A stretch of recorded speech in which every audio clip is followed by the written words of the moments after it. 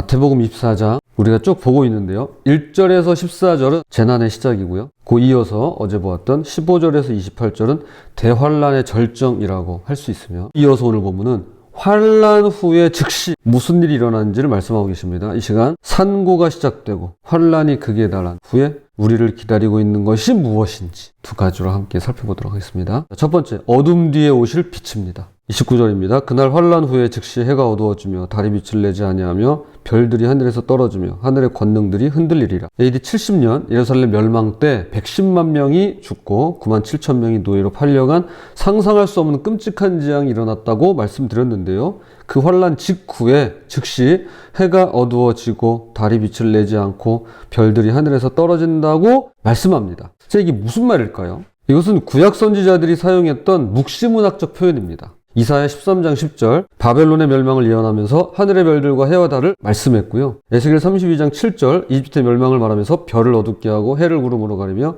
달이 빛을 내지 못하게 할 것이라고 예언했으며, 요엘서에도 보면 여호와의 날이 올 때 해와 달이 캄캄해질 것이라고 말씀합니다. 그러니까 이것은 문자 그대로 천문학적인 재앙으로도 볼 수 있을 겁니다. 그렇죠. 언젠가 일어날 일이니까요. 그런데 하나님의 심판과 새로운 시대 도래를 표현하는 상징적 언어라 할 수 있는 것입니다.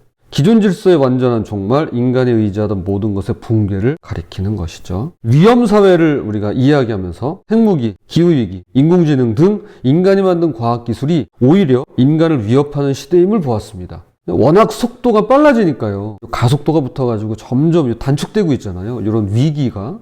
그러면 또 다른 것이 나오겠죠. 그런데 지금 예수님께서 이 모든 것이 무용지물이 된다고 말씀하시는 겁니다. 해와 달과 별, 하늘의 권능들이 흔들린다는 것은 인간이 자랑하던 모든 권력과 지식, 기술이 아무 소용이 없어진다는 의미죠. 우리가 딛고 있는 땅이 무너지는데 무슨 소용이 있겠어요? 저 공간들이 다 무너진다는데 우리가 세워놓은 것들이 무슨 의미가 있겠습니까? 그런데 여기서 반전이 일어납니다. 30절 그때 인자의 징조가 하늘에서 보이겠고 그때 땅의 모든 족속들이 통곡하며 그들이 인자가 구름을 타고 능력과 큰 영광으로 오는 것을 보리라. 온 세상이 어두워졌습니다. 해도 없고 달도 없고 별도 떨어졌습니다. 칠흑 같은 어둠입니다. 그런데 바로 그 어둠 속에서 인자의 징조가 나타난다는 겁니다. 인자의 징조가 뭘까요? 저도 이게 너무 궁금한 거예요. 뭐지 도대체? 계시록에서도 살펴보긴 했지만 많은 학자들이 이것을 놓고 하나님의 영광, 이건 쉐키나 또는 쉐카이나라고 하는데요. 하나님의 영광, 하나님의 현존을 나타내는 빛으로 해석합니다. 옛날 광야에서 이스라엘 백성을 인도했던 불기둥처럼 어두워진 하늘을 배경으로 더욱 빛나는 하나님의 영광인 것이죠. 마치 무대가 암전이 되고 검은 배경 위에 스포트라이트가 켜지는 것처럼 말이죠. 그리고 인자가 구름을 타고 오신다고 말합니다. 이것도 다니엘 7장의 예언이 성취되는 장면입니다. 여기서 구름은 하나님의 임재를 상징합니다. 출애굽 때 하나님께서 구름 기둥으로 인도하셨고 성막이 완성됐을 때 구름이 성막을 덮었으며 변화산에서 변형되었을 때 빛나는 구름이 그들을 덮었더랬습니다. 그리고 승천하실 때 구름에 쌓여 올라가시고요. 사도행전 1장에 보면 천사가 말합니다. 가심을 본 그대로 오시리라 말씀합니다. 그런데 그때 사람들의 반응이 땅의 모든 족속들이 통곡하며 라고 나와 있습니다. 왜일까요? 왜 이들은 통곡할까요? 후회와 두려움 때문이라고 생각이 됩니다. 계시록 1장 7절입니다. 볼지어다 그가 구름을 타고 오시리라. 각 사람의 눈이 그를 보겠고 그를 찌른 자들도 볼 것이요 땅에 있는 모든 족속이 그로 말미암아 애곡하리니 그러하리라. 아멘. 그들은 거부했던 분이 진짜 메시아였다는 사실을 깨닫고 조롱했던 분이 온 우주의 주인이셨다는 사실을 알게 됩니다. 그러나 이미 기회는 지나가 버리고 말았죠. 대환란의 절정에서 그리스도가 여기 있다 저기 있다라며 거짓 구원자들을 찾아다녔던 자들, 그리고 사랑이 식어져 서로 배신하고 미워했던 자들에게 더 이상 회개의 기회는 사라지고 없는 것입니다. 여기 지금 거짓 구원자들을 찾아다녔던 자들이라고 제가 언급했는데요. 이게 우리가 이렇게 잠깐 빗나간다든가 잠깐 길을 잃는다든가 잠깐 내가 무엇에 빠진다든가 그런 말을 하는 게 아닙니다. 방향성이, 지향성이 그쪽으로 가 있다는 걸 의미합니다. 그것만 원하는 거예요. 그것만 구하고 그것만 찾는 거죠. 그리고 무엇보다 사랑이 식어져 서로 배신하고 미워했던 자들에게 더 이상 회개의 기회는 사라지고 없는 것입니다. 그러나 31절입니다. 그가 큰 나팔 소리로 함께 천사들을 보내리니 그들이 그의 택하신 자들을 하늘이 끝에서부터 저 끝까지 사방에서 모으리라. 우리가 부른 찬양이죠. 하나님의 나팔소리 천지진동할 때에, 여기서 큰 나팔소리는 이사야의 예언이 성취되는 말씀으로 흩어졌던 하나님의 백성이 다시 모이는 날입니다. 이사야 27장 13절인데요. 그날에 큰 나팔을 불리니 아수르 땅에서 멸망하는 자들과 애굽 땅으로 쫓겨난 자들이 돌아와서 예루살렘 성산에서 여호와께 예배하리라. 다 모인네요. 이미 살펴보았듯이 끝까지 견디는 자는 구원을 얻습니다. 테바처럼 하나님께 전적으로 맡기고 미혹에 넘어가지 않고 사랑이 식어지지 않도록 날마다 그분을 붙잡고 살아간 분들, 그 택하신 자들을 하늘 이 끝에서 저 끝까지 사방에서 모으신다라는 것입니다. 오카는 목사님의 다시복음으로 라고 하는 책에 나온 이야기입니다. 미국에서 유학할 때 한국 유학생들이 두 부류로 나뉘더라는 거죠. 하나는 어떻게든 미국에 정착하려는 부류와 또 하나는 공부를 다 마치고 반드시 한국에 돌아가겠다는 부류였다고 합니다. 아마 옥 목사님은 두 번째 부류였겠죠. 그분의 책에 그런 내용들이 은연중에 나오니까요. 그런데 돌아갈 곳을 아는 학생들은 달라도 뭔가 달랐다는 겁니다. 돈이 없어도 아르바이트로 접시 닦는 일을 하면서 기죽지 않고 어려움이 있어도 극복해내더라는 겁니다. 왜 그런가 봤더니 돌아갈 곳이 어딘지 알기 때문이라는 것이죠. 인생도 마찬가지라고 생각합니다.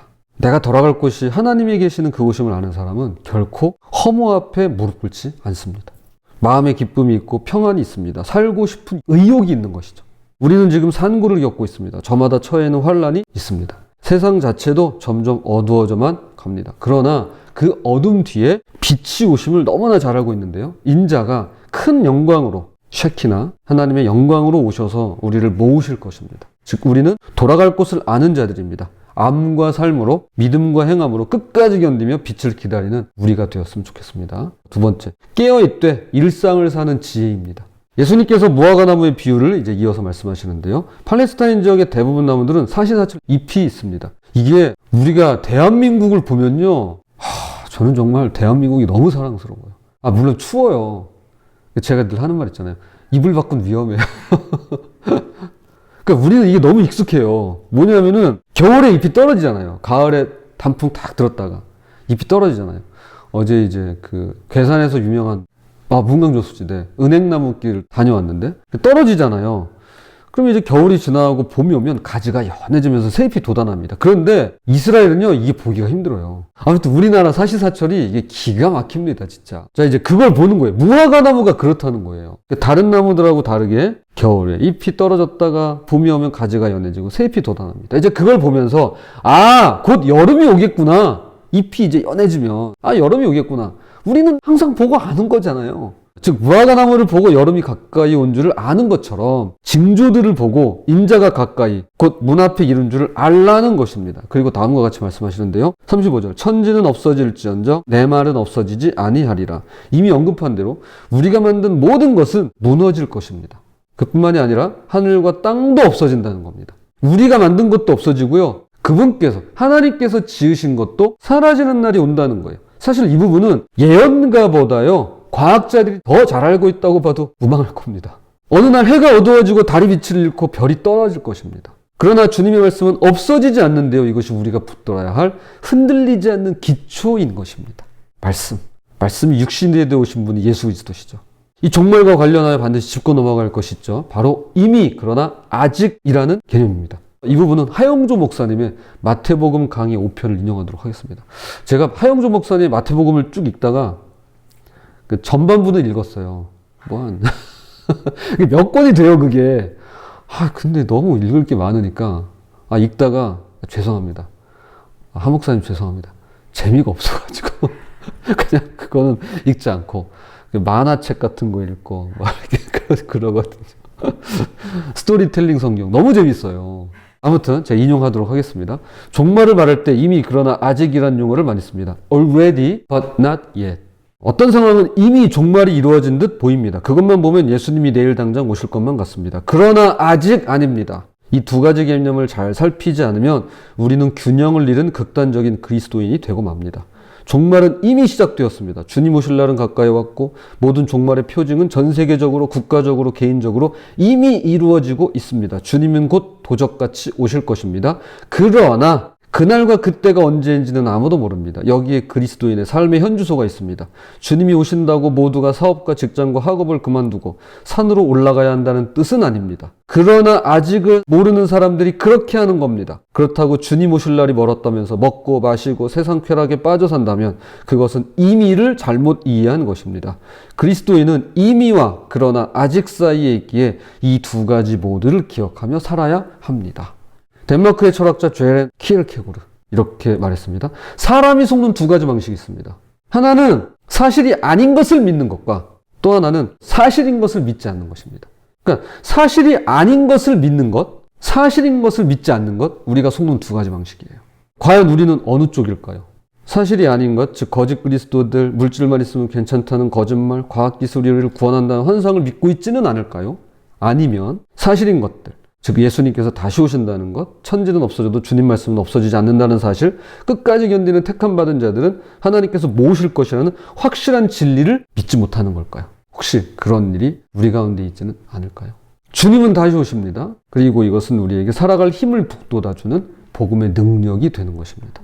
자, 말씀의 결론을 맺겠습니다. 지난주부터 오늘까지 잠시 정리를 좀 해보고 지나가겠습니다.